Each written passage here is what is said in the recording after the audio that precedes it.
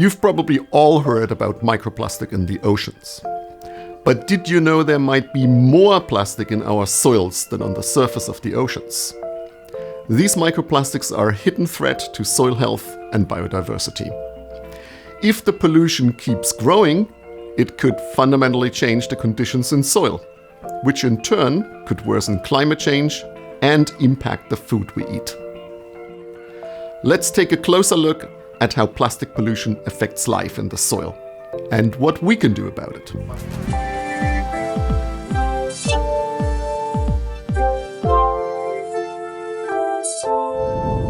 Hi, I'm Matthias Rillig and I lead the Plant, Fungal and Soil Ecology Lab at the Freie Universität in Berlin. We're a team of scientists fascinated by the world of soil. Unfortunately, this world is under pressure. That's why we investigate human threats to soil health here at the Rillig Lab. Join me as we dive deeper into one of these threats, microplastic pollution. What do we know about it and how can we tackle it? Microplastics are tiny plastic particles, smaller than 5 millimeters in any dimension. Some are visible, but many are so tiny they're essentially invisible. If I show you soil with microplastics, you won't see them because they're really small and mixed in. Basically, they become built into the very fabric of soil. Plastic pollution is a big concern because it's widespread, long-lasting, potentially toxic, and increasing. The science on plastic in soil is still pretty young. It only really started in 2012. We are still at the beginning of understanding what microplastics do in soil. But what we do know already worries us. Microplastics affect soil organisms crucial for maintaining soil health. For instance, when earthworms and springtails eat plastics, they suffer inflammation and gut damage, affecting their growth and reproduction. And not only the bigger animals are at risk, even tiny soil protists can ingest microplastics. Plastic pollution can also impact the microbial communities that are essential for keeping soil fertile and healthy. That doesn't mean that everyone loses. There are also winners. Plastic pollution creates new niches for some organisms. We found that around plastics in soil, special microbial communities develop. We call this the plastosphere microbial community. But the plastosphere might also become a hotspot for pathogens and antibiotic resistance genes. So we better not let plastics accumulate in soil forever. Microplastics can also physically impact the soil. When fibers, particles, films or fragments become mixed into the soil, they alter the structure.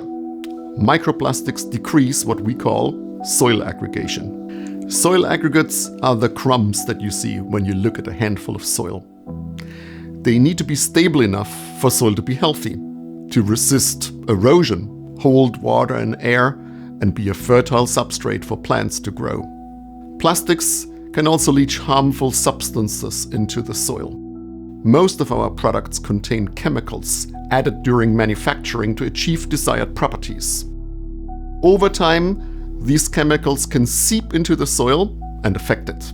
For example, plasticizers are substances that make plastic soft and flexible. They can be toxic to soil organisms and disrupt their growth and functions. But where do the microplastics in soil come from? Essentially from everywhere. A portion comes from plastic products breaking down slowly over time. That could be a plastic bag or bottle, but also many other things. For example, when you drive a car, its tires shed microplastics and the wind blows them onto the fields. Fashion is another source. Synthetic clothes lose fibers that pollute the air or settle as household dust. When you wash these clothes, they release fibers into the wastewater, where they can end up eventually in soils. Spray cans and chipped paint contribute as well. We took a look at an old piece of the Berlin Wall. Around it, we found high microplastic concentrations from graffiti in the soil, even a couple of meters away from the wall. But it's not just graffiti. Many painted surfaces chip, and produce microplastics as well. You might have heard that some personal care products, face scrubs or makeup, contain tiny plastics that wash down the drain. Modern wastewater treatment plants catch some, but others escape into rivers. Farming practices inadvertently add plastics directly to soil. Plastic mulch foil used to grow crops saves water and stabilizes temperature, but introduces plastic into the soil when not properly retrieved. Fertilizers encapsulated in microplastic and compost with threads of plastic waste also contribute to the problem. Some of our research shows that microplastic pollution could increase the CO2 emissions from soil. We also found that the plastosphere can produce N2O, which is nitrous oxide, an even more potent greenhouse gas. Micro and nanoplastic research is super challenging. There are many potential impacts we still have to explore. Again and again, we arrive at the limits of our methods and need to find ways to improve them. For example, microplastics aren't the smallest plastics. They break into even tinier nanoplastics, as small as viruses, which can pass through cell walls and interact with organisms. Plants could take up nanoplastics through their roots. That's a potential risk. But these nanoplastics are extremely hard to detect and explore in the open environment, so we don't know enough about them yet. When we look at plastics in the environment, we are faced with a whole array of pollutants. Each plastic product has its own mix of polymers and chemicals. And microplastics in the environment vary in type, shape, and form. We need to take all of that into account when we try to understand their impacts. One thing we really try to do here at Rillig Lab is not to see microplastics as an isolated issue. We consider this pollution together with other factors of global change. For example, what happens to ecosystems when microplastic-laden soils face drought? How do fungi react to microplastics and rising temperatures? And what does this mean for soil structure?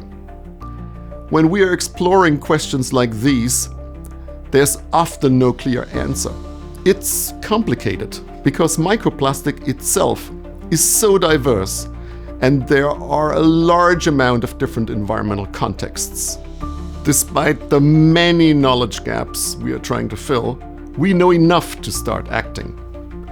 At the moment, plastic production and pollution are growing, so reverting these trends is crucial.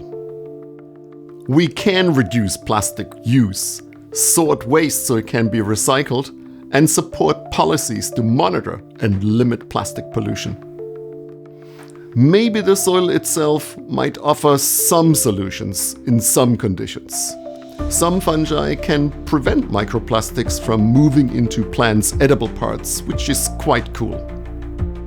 Understanding and addressing the issue of microplastics in our soil is crucial for a healthier planet.